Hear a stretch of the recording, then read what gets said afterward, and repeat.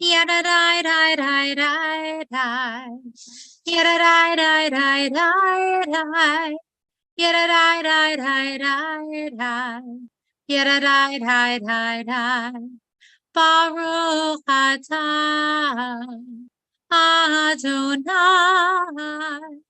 Eloheinu melech haolam asher kidshanu b'mitzvotav v'tzivanu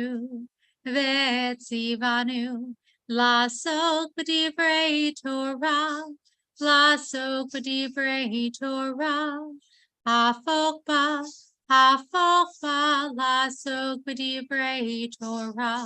Yada die die die die die.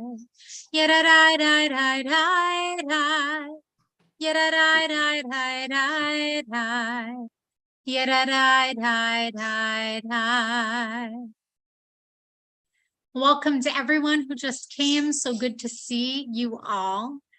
And today, as we turn to our portion, V'chanan, we're going to be talking about the midah of faith. So before we even dive into all our commentary and everything like that, what comes to mind for you when you hear the word faith?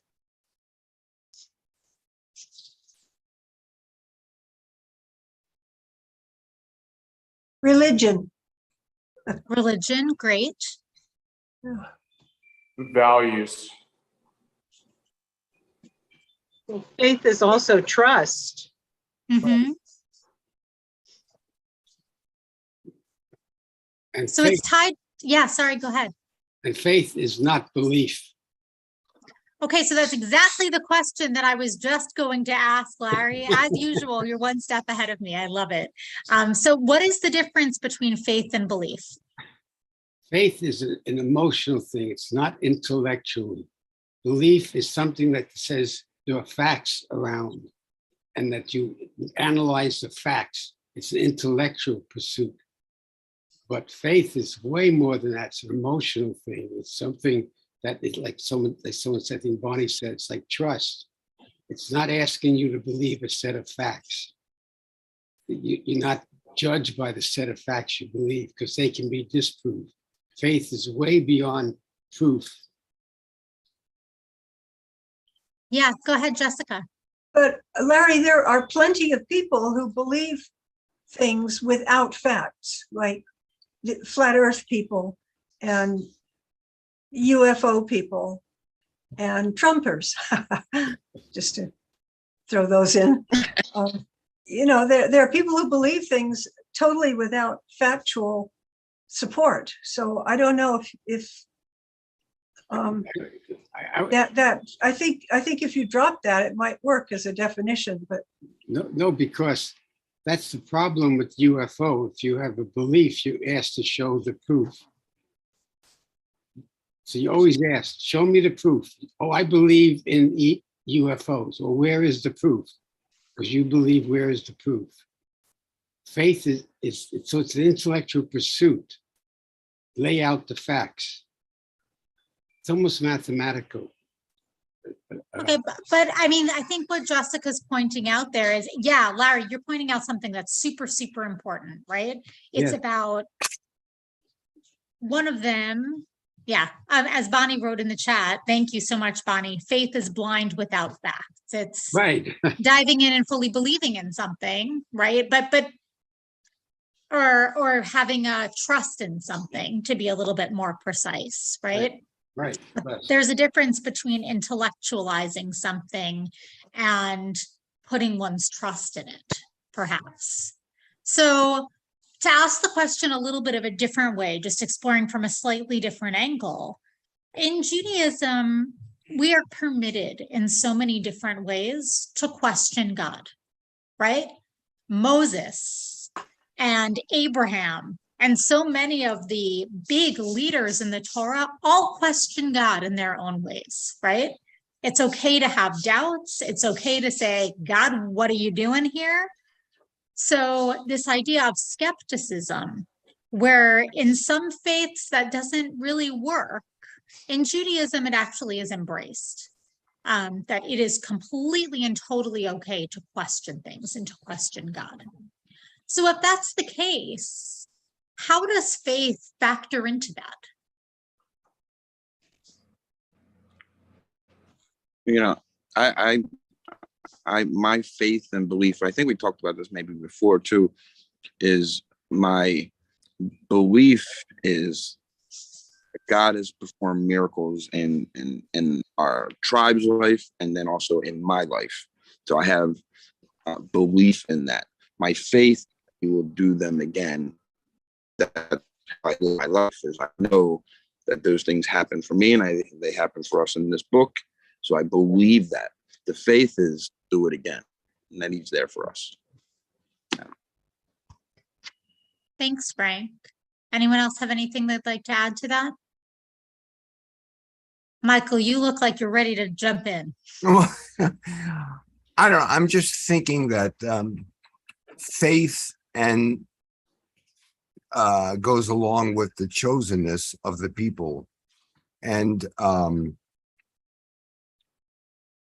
by adhering to that, by believing in that, then we've gone through so many horrific tragedies since time immemorial but we're still here and we're still in this world, and we're going to continue to be. It's not going to end for us as a people. It's going to continue even after the tragedies of the Holocaust and everything like that. It's going to continue for all of us, and included in that group of all human beings are the Jewish people. So are you saying that faith is something that helps us to move forward, even despite all the challenges within life? I believe so. I believe that. So we're going to kind of dive into different texts here as we continue to grapple with this in our own minds. If anyone has any ideas and you want to jump in with something, I will only be able to see a few people at a time, but please unmute, jump in. Well, I was just going to say the thing that I liked in this reading, in this week's reading, was right at the end, where Rabbi Adelson says, a life of faith moves back and forth between the opposing states of feeling and not feeling God's presence. So as much as we talk about faith possibly being something that's a feeling, we go through these feelings and how it represents us, especially in crazy times. I'd like to add something to what you're saying. In that faith, I think, is an action. It's a choice. We have it or we don't, but we really choose. I think choice is integral to faith, and it's an action. It's part of the relationship we have with the person or entity that we have faith in. So we exercise it, and in exercise, it becomes greater. My aunt once said that life is difficult, and whatever it is that helps people get through life. And we were particularly talking about 3 first cousins that were raised Catholic. And she said, those are not my beliefs, but if those beliefs help people get through life, because life can be really hard, then who am I or anybody else to say it? But I struggle with the whole thing of faith. A relative just had a cancer surgery and it turned out well. And she said, God is good. So for me, what is the flip side of that? If it hadn't turned out well, is God bad? I struggle with this because I'm not a very religious person. I struggle with it. For me, it's a difficult question. But I see my sister-in-laws that are very, very religious. They're very devout Catholics, were raised that way their entire lives. And they have a whole different perspective. And I flip back to one of those Catholic Jewish women's conferences from years ago. And it was centered actually around death and how different groups, deal with death. And, Jews have an uncertain, there is no, Chuck once said when people ask him what's like when he dies, he said, well, I'll let you know when I die. Whereas devout Christians really have that belief set in their mind, what's going to happen. And I don't know, I struggle with it.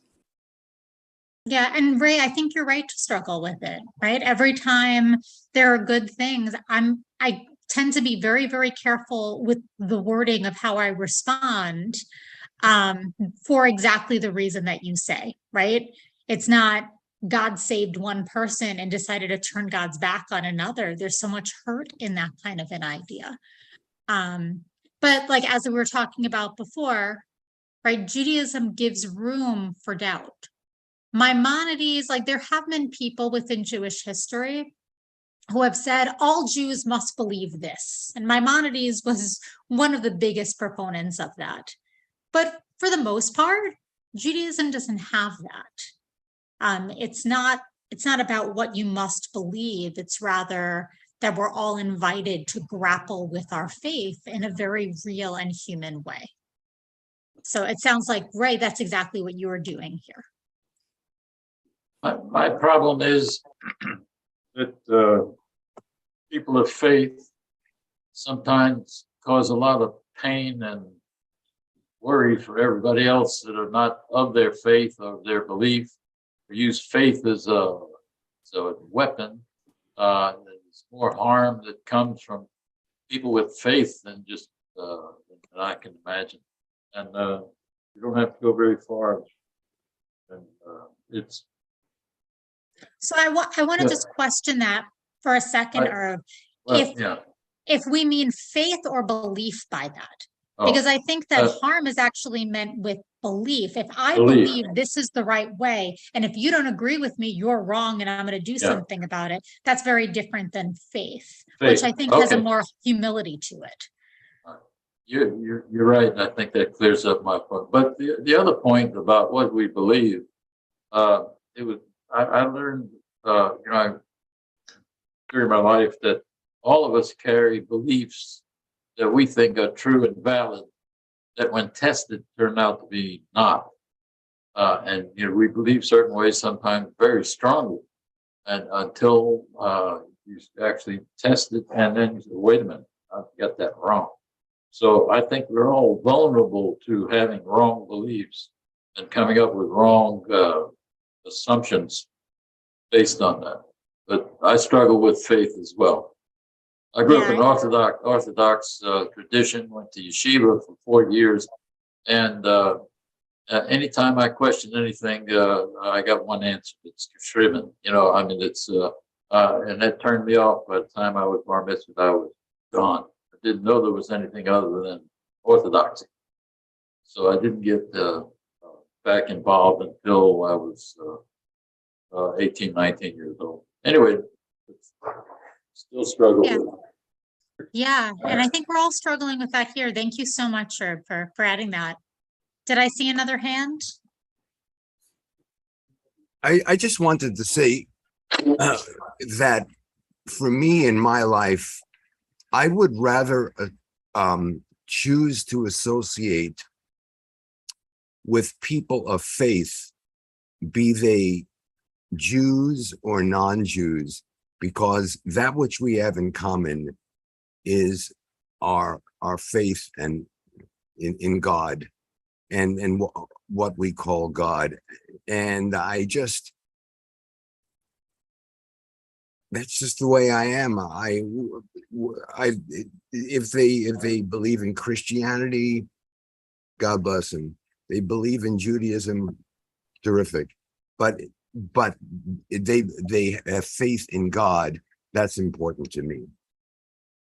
And so let's, Michael, thank you so much for that. I mean, I think it's a good segue of going into our text sheet for today, because it starts with this piece by Rabbi Eliyahu Lopian talking about, the body needs air. What is the air of the soul? Faith. And he says, so, I mean, what do you make of of that quote. Do you agree with that? It seems to be somewhat in line with what you're saying, Michael, but maybe there's a little difference there.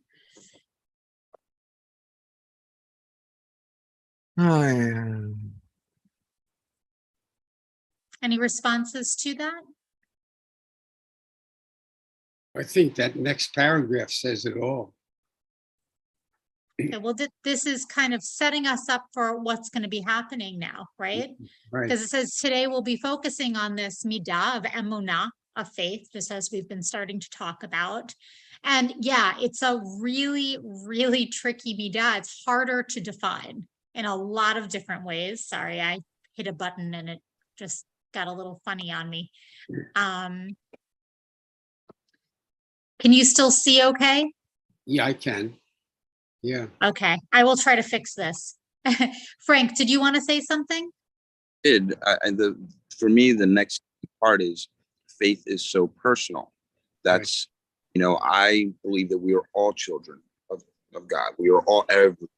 So what you believe affect my belief, you or anyone else is a child of God, and that they should all be treated like that's the biggest part of faith. And that's what, if I can surround myself with more people like that, then yeah, my life is better and comfortable and easier to, but the part that it's personal, and I can never force my beliefs on another human being. I can only show you through my faith is that I do believe you're a child of God, no matter what you do or say, even a Trump supporter, I have to show you're a child of God, and that's, the rest is on you, right? You do what you want to do. So I like adding the other word, evolving. Faith is really constantly changing. It bases on your experience. Faith is based on your experience and who you are and what's happening. So it evolves. Your relationship with God evolves. It changes. Faith changes. Someone said it's action. It changes. Something like this. It's in a sense an action because it constantly changes. You cannot say your faith is today the same as it was 2 years ago, because it does change depending on your experience. Absolutely. Thank you, Larry. Yeah, Bonnie, what did you want to say? Can you hear me? Yeah, it's open. I'm surrounded by so many people of faith, as far as my friends and also the interfaith community. But now what I'm learning about are all the nurses that are taking care of me. And I'm on so many people's prayer list, all different religions. There's a prayer group that meets here where I live. And so I always say I never turn down a prayer, but I am in awe of all these people of faith who just connect with the God of their understanding. And that kind of carries over to me, where there's always Baruch Hashem. There's always thanks to God, even when it doesn't look so great. And I was having kind of a meltdown this morning, and because my air conditioner's broken. And I just said, well, I'm going to put the fan on and I'm going to Torah study. And something will be revealed because I have faith. And isn't this week the Shema? Yeah, Yes, okay. it is. Then Yeah. I am in the right place. Okay. All right. Thank you. Thank you so much, Bonnie. And also with the wind going, you look like a movie star. So it's great having you here. But yeah, this idea of this personal God that we can feel through others, like through all these prayer chains and through the personal touch of other people, the evolving faith that we have throughout the course of our lives. David Cooper wrote a book many years ago called God is a Verb, talking about how, it's all active. It's not a noun that is fixed in time. We should have ongoing, changing, dynamic relationships. So because it's less tangible, than some of the other soul characteristics, it can be harder to discuss emunah, but it is so much an important piece of this week's Torah portion. This week's Torah portion, which contains the Shema and the V'ahavta, contains the 10 Commandments. There is a lot in this week's portion, and we're not going through all of that, but it's clear that faith is really a foundational component of the words that Moses wants to share with the Jewish people in this part of his monologue. So Rabbi David Edelson in our commentary said, Parashat V'Chanan can read like a guidebook to constructing a life built on faith. In the parasha, the people are reminded again and again to trust what they see, hear, and feel as a path to knowing God. And it's interesting language, right? To trust what they see, hear, and feel as a path to knowing God. Jessica, did you want to say something? I haven't read this portion. Are we commanded to believe in God? Or merely to obey? Well, we're commanded v'ahavta, right? To love, yeah. Adonai, Yeah. our God. Which is, I suppose it implies you can't love something you don't believe in. So I suppose that implies belief. Right, but there's no direct, you must believe in God. I mean, it's don't have idols, it's put your trust in God. But the wording is a little bit different than that. And that doesn't mean that asking about belief in God is not a, question that can be asked in Judaism. It's just not where the focal point of this portion is. There's an assumption. Bonnie, did you have something else you wanted to say, or was your hand up from earlier? Still up. Just want to make sure. I don't want to ignore you. You always have beautiful wisdom to share. So let's look at just a piece from this portion. This is before we get to Shema V'ahavta. That'll happen a little bit later. Does anyone want to read this out loud?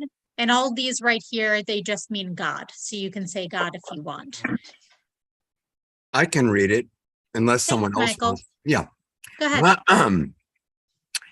Take utmost care and watch yourselves scrupulously, so that you do not forget the things that you saw with your own eyes, and so that they do not fade from your mind as long as you live. And make them known to your children and your children's children. The day you stood before your God, Adonai, at Horeb, when Adonai said to me, gather the people to me, that I may let them hear my words, in order that they may learn to revere me as long as they live on earth, and may so teach their children. You came forward and stood at the foot of the mountain. The mountain was ablaze with flames to the very skies, dark with densest clouds. And Adonai spoke to you out of the fire. You heard the sound of words, but perceived no shape, nothing but a voice. Okay.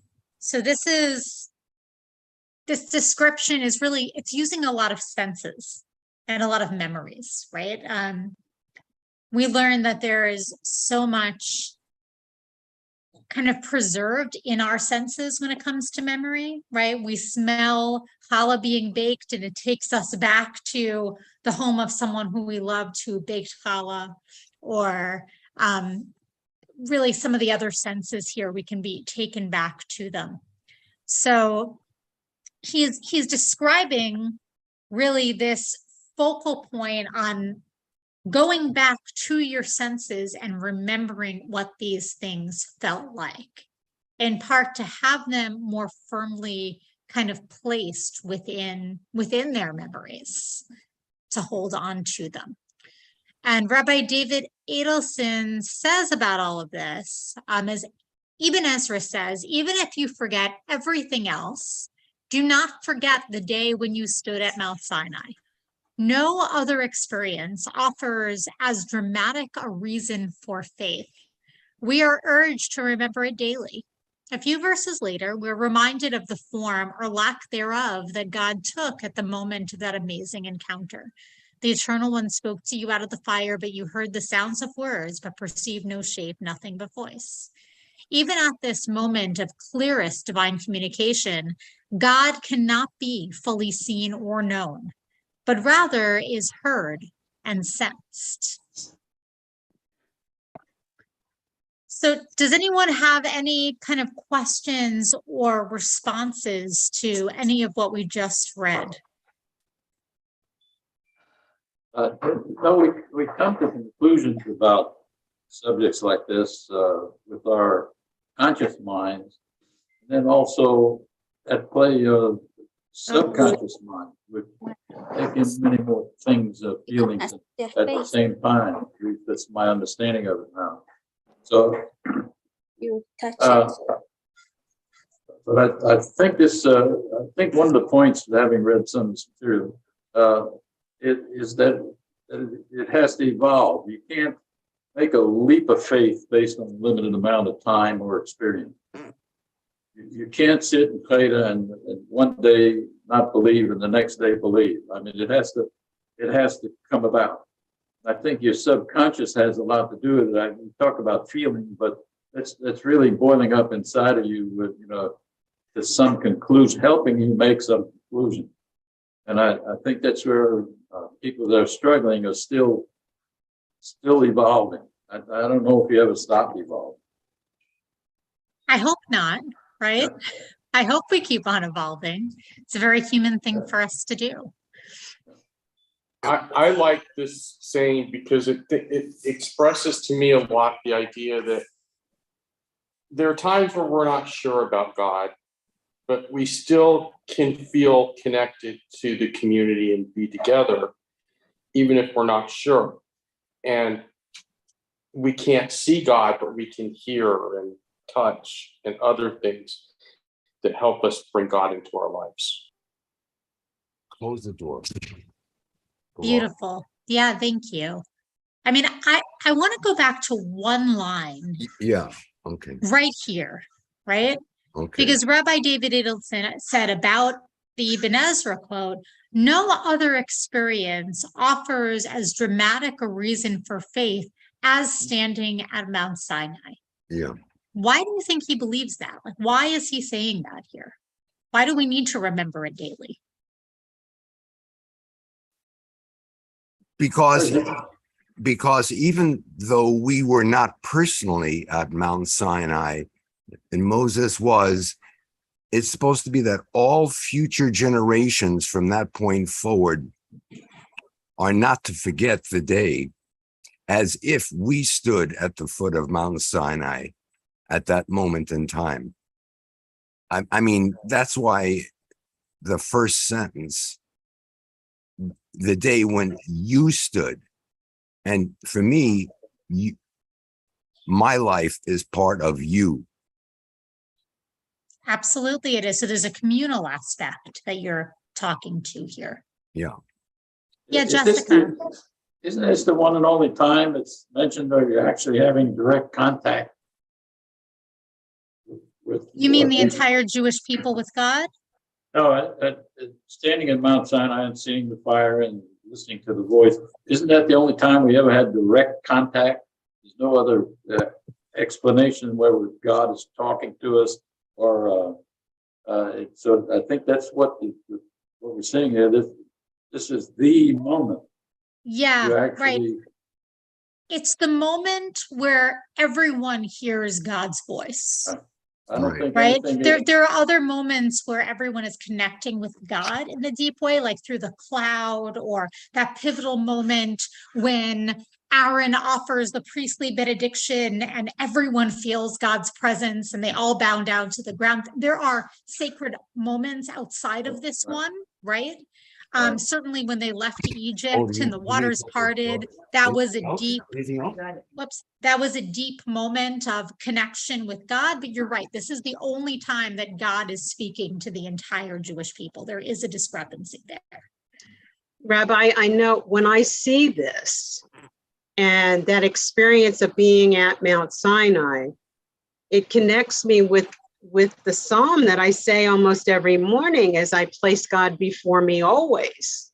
that memory, that energy from whatever God is with me always. So it's even more so than, well, maybe it's parallel, we remember it daily that we have a personal relationship of God, and I place that God before me always in everything that I do.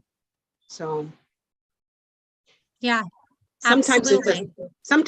there's thunder, but I wish there was right now. It would cool things off. It might. Jessica, did you want to say something before? I did, but Irv said it probably better than I could. So, I was going to say that this is the one time where we all experience God. But Beautiful. Irv, yeah.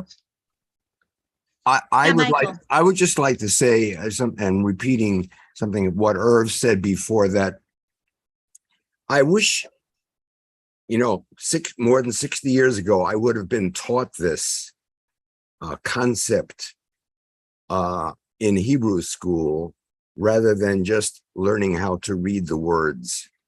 I was not taught the meaning behind the words. I was just, and the bar mitzvah was more of a ceremony and an obligation as a 13-year-old, rather than learning these concepts of emunah and faith and everything relating to it. And hopefully the children nowadays are being taught this. Michael, we do teach, or we are teaching, but they're not registering it. And in 60 years, they're going to say that too, what you just said. Oh, is that right? You may have been taught that, but my guess, I put money on you being 12, 13 years old, not something of interest to you. I don't know. You never know. At the I- same time, Jessica, sometimes it seems like people aren't registering things, and then it comes out in ways that we're like, oh, you really did hear that. Wow. Yeah, So. that's true. That's true. Yeah, I see those moments many times in teaching. Okay. So who knows? But your point is a valid one, Michael, that early learning some of this at an earlier age opens us up in so many ways to connect with our texts and our tradition deeper. So I think it behooves all of us who are teachers to really take your words to heart. Thank you.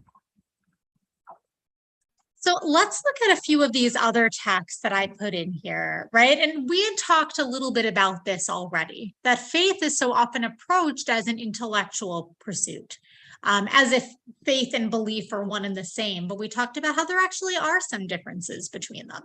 A large swath of philosophical writings are devoted to proofs of God's existence and arguments about whether or not one should believe in God. And years ago, a student reached out to the Lubavitcher Rebbe explaining, sorry, Rebbe was spelled wrong there, but you know what I meant, proclaiming himself to be an atheist. And this is how the rabbi responded. I thought this was really interesting. So he said, I do not accept your assertion that you do not believe. For if you truly had no concept of a supernal being who created the world with purpose, then what is all this outrage of yours against the injustice of life? The substance of the universe is not moral, neither are the plants and animals. Why should it surprise you that whoever is bigger and more powerful swallows his fellow alive? It is only due to an inner conviction in our hearts shared by every human being that there is a judge, that there is a right and is a wrong. And so when we see wrong, we demand an explanation. Why is this not the way it's supposed to be? That itself is belief in God. So what do you think about this? Do you agree with what the Lubavitcher Rebbe is saying here? Do you disagree with him?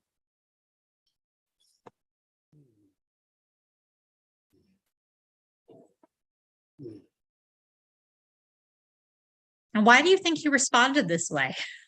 Is he saying something like, if there is a moral code, if there's a moral belief, if there's a moral right, that means there is a God. Is that what he's saying? Yeah. Saying that is God. Okay. That's an interesting. Yet we're given free will. Free will, yeah, that's what I was gonna say. What about the free will? That's where the missing the mark comes from. You know, if we follow God's path, then we're good all the time. But if we put our will in there and screw up the divine plan, that's when But how do there you is wrong. How do you know that you screw up unless there is a moral code?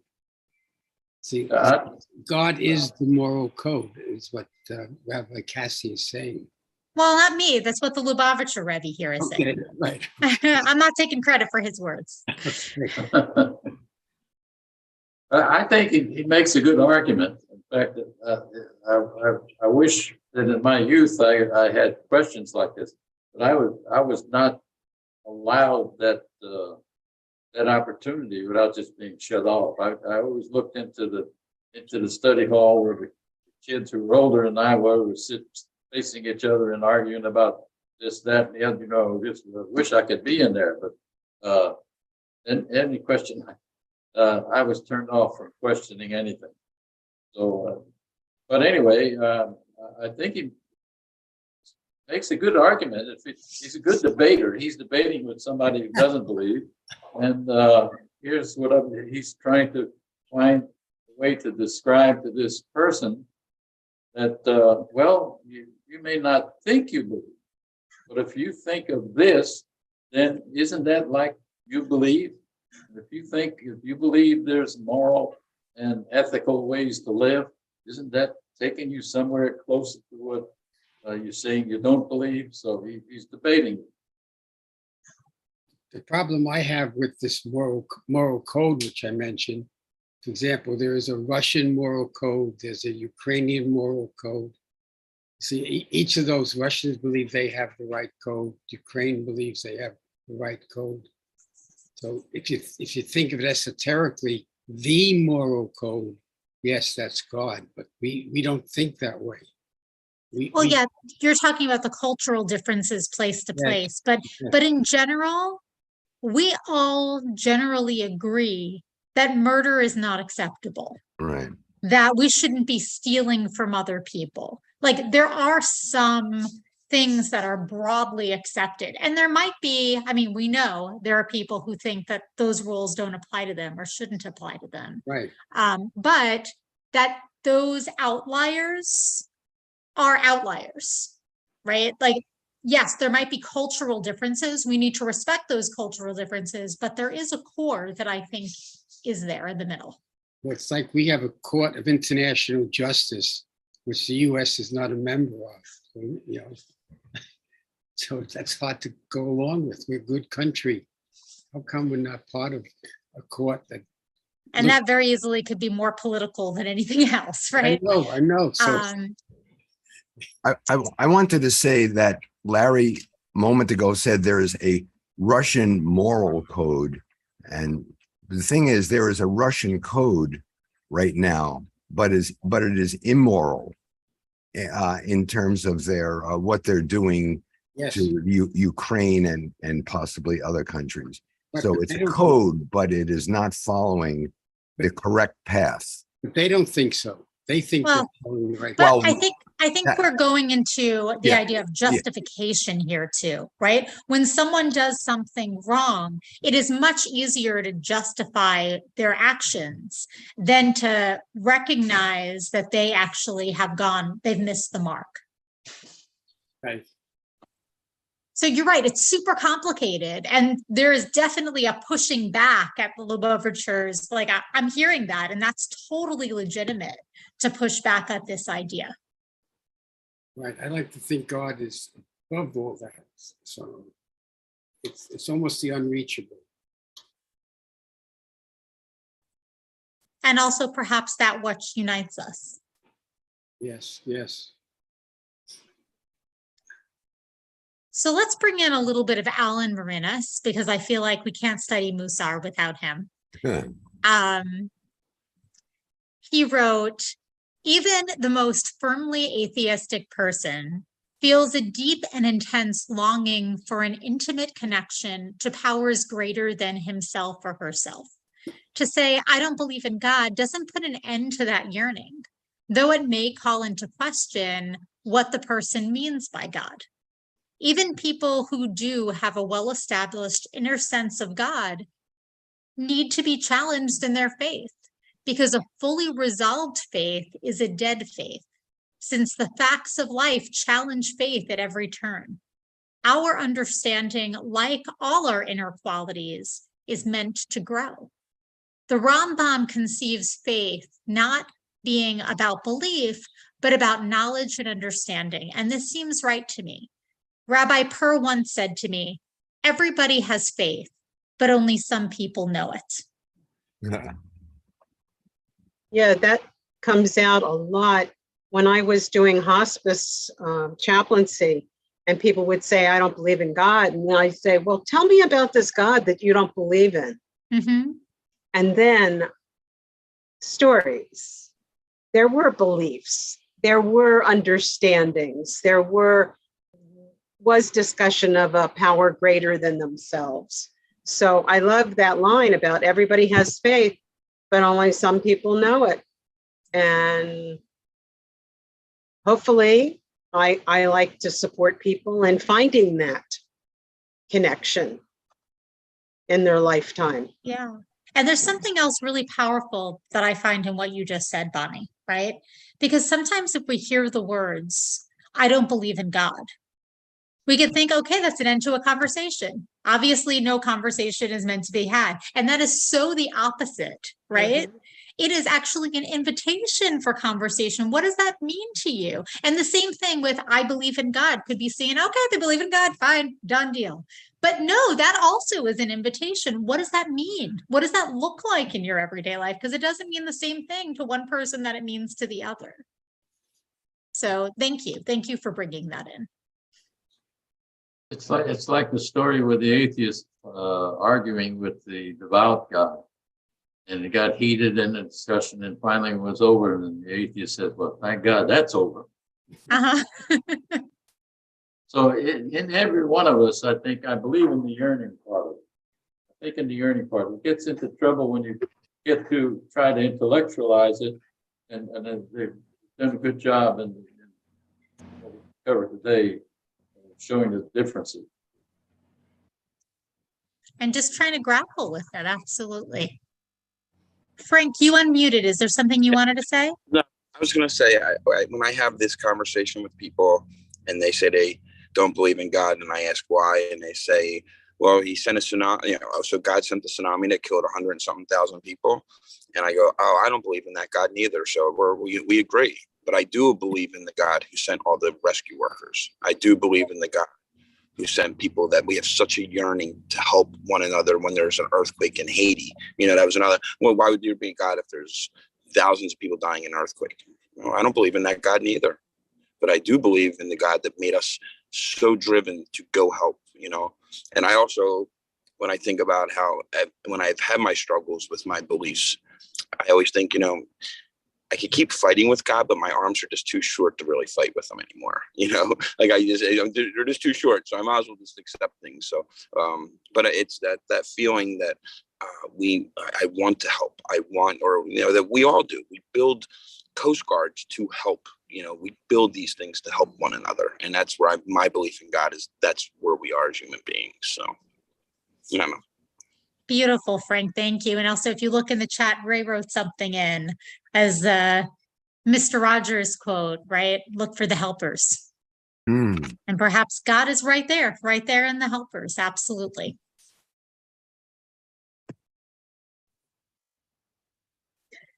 So let's go just a little further in to our portion. We're getting close to V'ahavta and Shema and all of that. But this quote says, it's been clearly demonstrated to you that Adonai alone is God. There is none else. From the heavens, God let you hear the divine voice to discipline you. On earth, God let you see the great divine power, or great divine fire. And from amidst that fire, you heard God's words. and have loved your ancestors. God chose their heirs after them. God personally, in great divine might, led you out of Egypt to drive from your path nations greater and more populous than you, to take you into their land and assign it to you as a heritage, as is still the case. Know therefore this day and keep in mind that Adonai alone is God in heaven and earth, and on heaven above and on earth below. There is none else, or there is no other. Which, of course, is parallel to our Aleinu prayer, yet another prayer that has some roots in this Torah portion. So in response to this verse, Rabbi Eliyahu Lopian explains that faith requires mating your intellectual knowledge with your emotive feeling and unite them. Know this day and lay it to your heart that that God in heaven above and on earth beneath, there is none else. So at first sight, if a man has attained conviction in his mind and brain, having perfect faith and true intellectual understanding that God is God, what more is required? Yet the verse contradicts this and says that is not so. If you lay your knowledge on your heart, all will be well, but if not, you hold a fragile piece of china in your hand. For unless the heart feels that God is God, his knowledge will not avail him at all to withstand his impulse, however deep such knowledge might be. I once heard Rabbi Itzel Blazer say, just as there is certainly a vast distance between one who does not know that the eternal is God and one who does know, so is there very much greater distance between knowing without feeling that knowledge in one's heart and knowing and feeling it there. So essentially, he's talking about the difference between belief and faith. That belief is wonderful if you believe in God. Great thing to do. But it's far more important to feel God, to sense God, to have God have an imprint on one's life than it is to hold a belief without that kind of connection. Absolutely.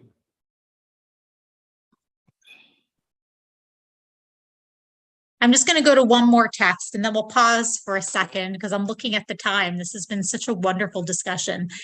So another little piece from Alan Marinis. The doorway to faith is not opened by rational thought. Only through elevated inner experience can one come to faith or strengthen the faith one has. Through reflection and learning, you may be convinced that there must be more to life than is apparent. But it is only through lived experience that this notion becomes implanted as faith. So what do you make of what Alan Marinis is saying here? Does this make sense to you? Do you have questions about it? Right. The doorway to faith is not an intellectual exercise. It says that in the first line. It's not rational thought. Mm-hmm. You're going to get a lot of big trouble with rational thought. You're trying to connect with something that's undescribable. Yeah, in Kabbalistic thought, God has a different name. God's name is Ein Sof. Does anyone know what that means, Ein Sof? Nothingness. There is Yeah, or like if you were to take the two words apart, Ein means without, and Sof means end. Yeah. God is without end. God is eternal. God is undefinable, right? Right. And that if you're trying to define God with rational thought, you might be missing the point. Absolutely. I know that this was written before 2020, but I just look at it now and say, okay, let's see how you get through a pandemic. And if you have a stronger connection to an energy greater than yourself now than you had before the pandemic. I think that was a life experience that for many, it may have implanted faith in them, in themselves. Yeah, I can say that more people have come to the temple in search of knowing more about Judaism than I had ever experienced in a period of time before, right? Because for some of us, like there was this absolute need to connect with something bigger than ourselves. And for many of us, we really have struggled with faith, and it's moved in lots of different directions over the past couple of years, right? And that doesn't, just because we've questioned God deeply, as some of us has, doesn't mean that our relationship with God is not as strong as it once was. It's just perhaps that we're in a certain place with our faith that we're questioning, we're wrestling, like my mentor taught me, Rabbi Bamberger, he taught me that in life, the hope is that we're dancing with God, right? And sometimes we're dancing really, really close to God, and sometimes we might be at other sides of the dance floor as part of our dance, but the most important thing is to keep on dancing. And wherever we are in that dance is okay. And that last line, the idea that only through lived experience, that means it continually evolves. And as we age, we're going to know more, we're going to feel more, we're going to experience more. Our faith is, if we do well, our faith will grow. Even Beautiful. through pandemics and everything else. Yeah.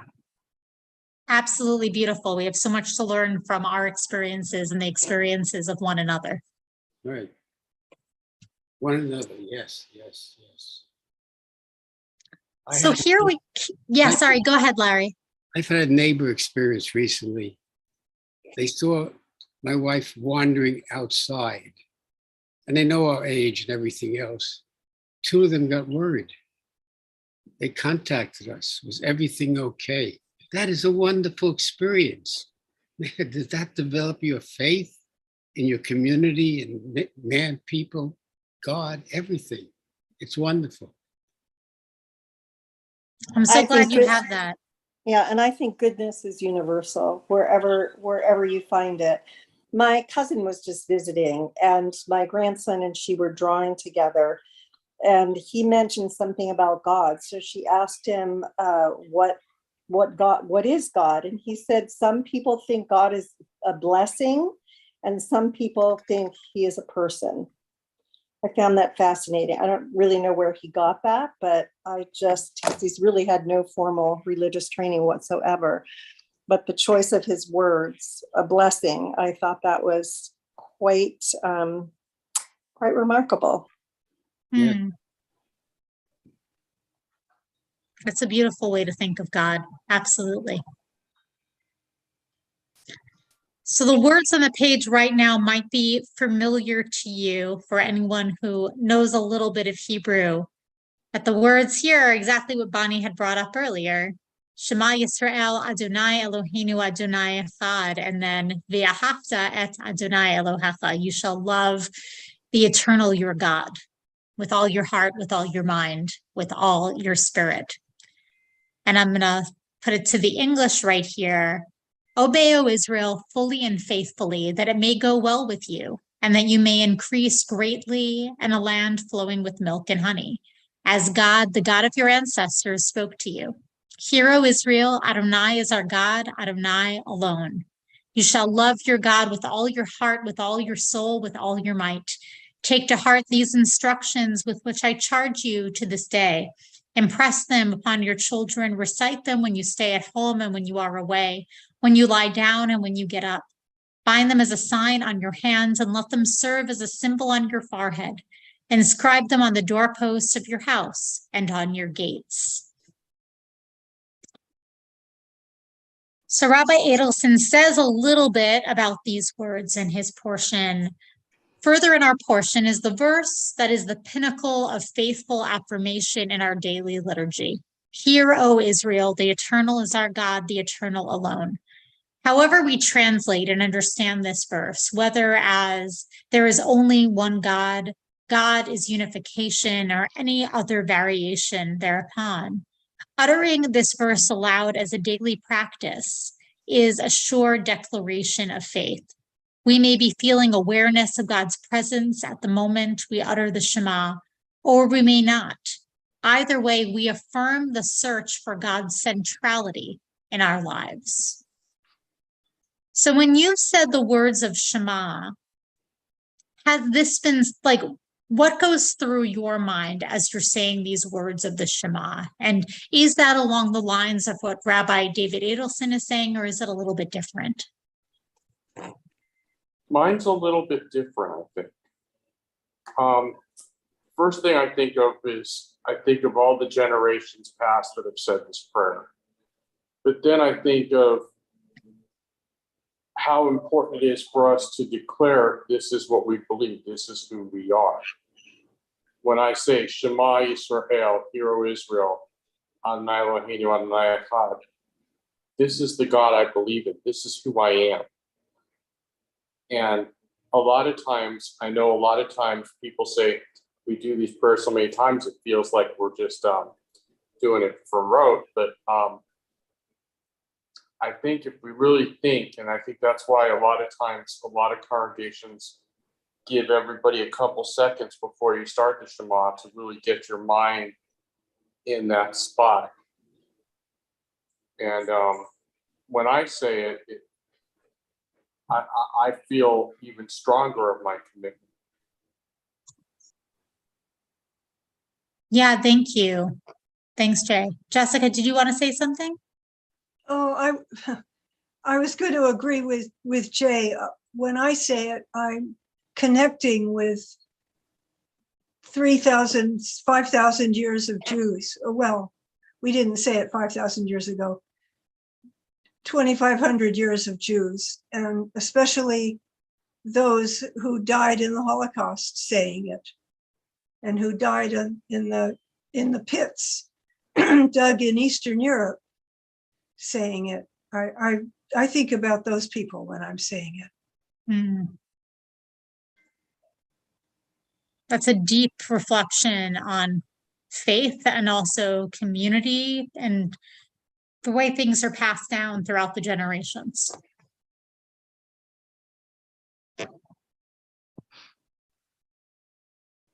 Abraham Joshua Heschel said this quote that I think is going to be really helpful as we get ready to kind of close out today's class.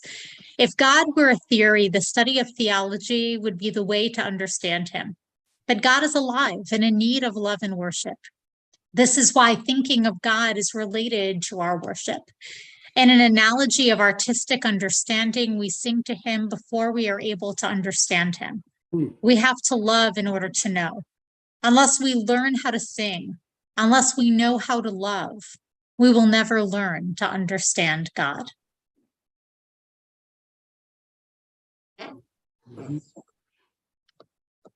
Sorry, Jay, are you saying something? I was saying it to myself, but I'll say to everybody, I think it's 100% right. We have to know how to love. We have to know how to do these things in order for us to, I think of myself as a teacher. I need to know how to communicate with people before I can say I can teach this to somebody. Yeah. And to have that personal relationship in order to be able to do that. Absolutely, absolutely. I wish it wasn't already 1:59 because I feel like there's so much more to talk about here. But I want to end with this quote that actually you brought up earlier of how can we recall moments of awareness and our connection with God, right, on a daily basis?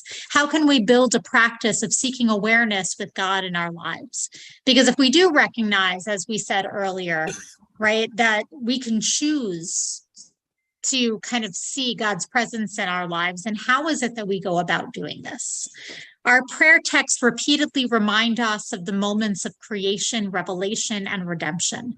Those moments in our collective memory, as recounted in Torah, are moments of living in God's presence, of feeling and sensing God in our individual and shared lives. And so the hope is for all of us that we can really lean into those moments of connection with something bigger than ourselves, lean into the emotional aspect of faith, even if the intellectual one doesn't feel quite right. Beautiful. So I just want to thank you all so much. Yeah, Bonnie, sorry, go ahead. I was just saying, I'm so glad I came to class because I needed the reminder that I'm not alone. And I know that I'm not alone, but I needed the reminder. And when I do the Shema, it's the same feeling as when I light the Shabbat candles, that there's a pause, there's a separation from everything else and focus on being with the one above. That's beautiful. Yeah, I think it's great. This was a great class, so thank you. Thank you so much, all of you, for all of your questions and insights and for being here. And I look forward to continuing the study with you next week. The other thing that we're going to start to discuss next week, my computer's about to die, so we're not going to do it right now, but is where we want to go when we're done with this commentary. We've been going through the Musar commentary all year, and we're going to reach the end of the Torah in just a month or so, or a little more than that. But where do we want to go after that? Do we want to go to another commentary, or do we want to just do a more typical Torah study or something else? So let's talk about that. Oh, a request for the prophets. That could be fun. So let's talk through all of that next week. Spend a little time thinking about what you'd prefer so that we can decide together. All right. Bye, everyone. Be well. Bye-bye. Bye. Bonnie, how are Thank you? Rabbi. Hi, Irv. You okay? Bye-bye. I'm hanging in there.